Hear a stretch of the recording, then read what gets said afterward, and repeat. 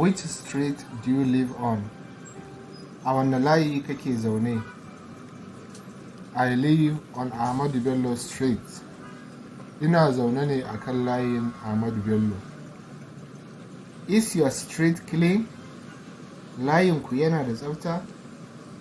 Yes, it's clean every morning. Ana share shi kullum da safe. Are there shops on your street? Akwai shaguna a layinku? Yes, there are many shops. Akwai shaguna da yawa. Is the street noisy? Akwai hayaniya a layin? Yes, especially in the afternoon. Musamman ma da rana. Do people park on the street?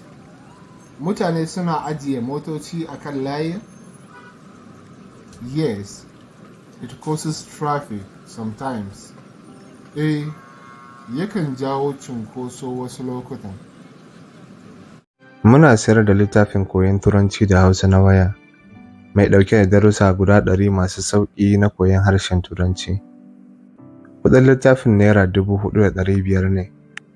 Idan kuka sayi littafin za mu tura muku da littafin ta waya, sannan za mu tura muku da bidiyoyi guda 100 na darussan da suke cikin littafin. Idan kuma kuna buƙatar shiga ajin koyon harshen Turanci ko Larabci ko Hausa, to za ku iya yi mana magana ta WhatsApp.